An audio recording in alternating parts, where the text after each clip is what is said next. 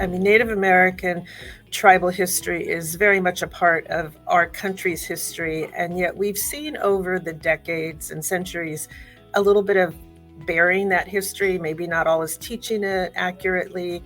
And we're definitely seeing some positive changes. And what I was mentioning to you is this week is very significant in that President Biden just flew to the Gila River Reservation in Arizona, where he publicly gave an apology to all of the tribal nations for the egregious situation that occurred in the boarding school, the forced boarding school situation that we had in the late 1800s and into the 1900s, even into the 1960s and 70s. And it was a horrific history that needs to be explored, and maybe there's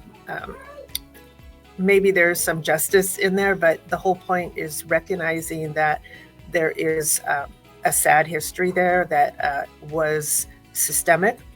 Mm-hmm. And so for those of us that work with tribes and in the tribal community, I think we all feel appreciative, but now we want to see, what does the apology lead to? Is there some action?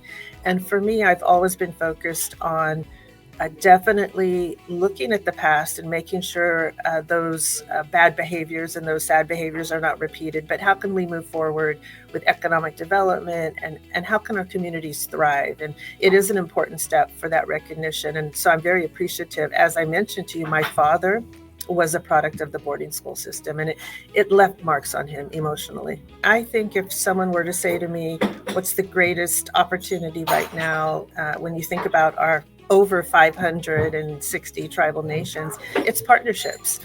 We've had some very successful partnerships, what I would call public-private, so the tribal government partnering with private enterprise. We saw it in the gaming industry, obviously. There's been some great partnerships with like Harrah's as an example. But when it comes to other industries, we haven't really scratched the surface of that. And I think there's so many benefits economically for a private enterprise partner to work with a tribal nation. There's tax benefits, there's sovereign immunity in certain ways where you can do things that maybe you couldn't do.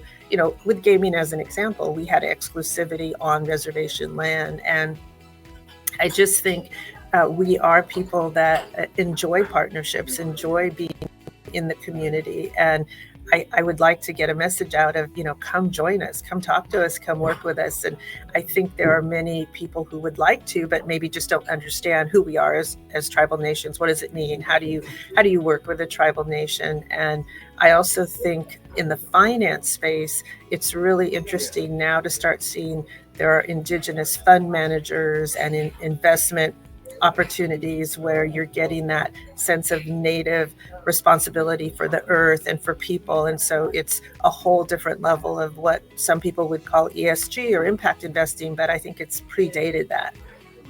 I think America has missed the mark on really understanding who our tribal nations are, fact versus fiction. And my whole life I have been speaking in schools. I teach part-time at Stanford, and I really do think that the average American citizen, if you were to say, can you explain tribal sovereignty? What does it mean? What does it doesn't?